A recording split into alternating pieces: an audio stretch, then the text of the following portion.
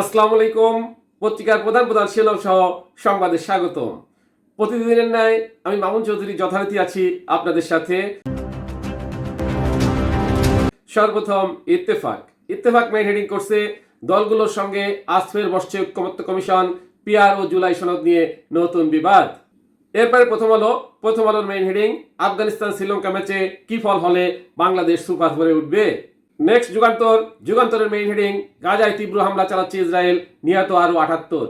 এরপর ভোরের কাগজের মেইন হেডিং উপাচার্য অধ্যাপক মোহাম্মদ কামরুল আহসান, ট্যাগিং এর রাজনীতি ছাড়তে না পারলে শুধু দল নয় দেশও ক্ষতিগ্রস্ত হবে।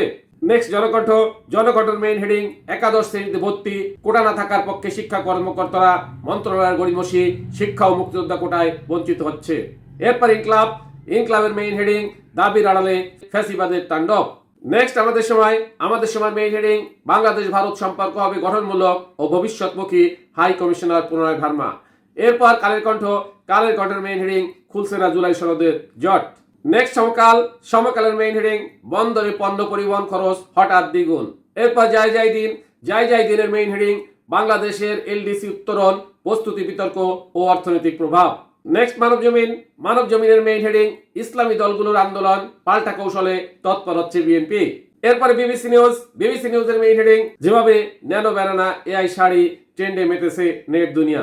সর্বশেষে আরটিভি নিউজের মেইন হেডিং গাজায় মানবিক সহায়তা প্রদানের অনুমতি দেওয়ার আহ্বান জানাচ্ছি তারেক রহমান। শুনলেন পত্রিকাগুলোর প্রধান প্রধান শিরোনাম, এবারে বিস্তারিত। দলগুলোর সঙ্গে আজ ফের বসছে ঐক্যমত্য কমিশন, পিআর ও জুলাই সনদ নিয়ে নতুন বিবাদ। সংখ্যানুপাতিক প্রতিনিধিত্ব, পিআর পদ্ধতিতে নির্বাচন এবং জুলাই জাতীয় সনদ বাস্তবায়ন ও সেটির ভিত্তিতে নির্বাচন আয়োজন করা না করা ইস্যুতে নতুন করে বিবাদ দেখা দিয়েছে রাজনীতিতে। ঐক্যমত্য কমিশন যখন জুলাই সনদ স্বাক্ষরের উদ্যোগ নিয়েছে তখনই এই দুটি ইস্যুতে সংশ্লিষ্ট দল জোটগুলোর মধ্যে প্রকট মতপার্থক্য দেখা দিয়েছে।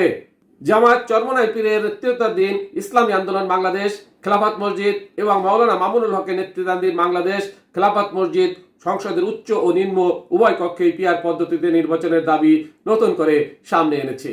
এর সঙ্গে আরো 3টি দাবি মিলিয়ে মোট 5 দফা দাবিতে এই 4টি দল ইতিমধ্যে ঢাকা সহ দেশব্যাপী 3 দিনের একই রকমের কর্মসূচি ঘোষণা করেছে। এর মধ্যে ইসলামী আন্দোলন ও খেলাফত মসজিদের কর্মসূচি যুগপৎ। তবে প্রায় অভিন্ন দাবিতে ও একই রকম কর্মসূচি দেওয়া হলেও জামায়াতের নায়েবে আমির ডক্টর সৈয়দ আব্দুল্লাহ মোহাম্মদ তাহের বলেছেন তারা এখনই যুগপৎ আন্দোলনে যাচ্ছেন না। পত্রিকার প্রধান শিরোনাম সহ সংবাদ এখনকার মতো শেষ করছি। আল্লাহ হাফেজ।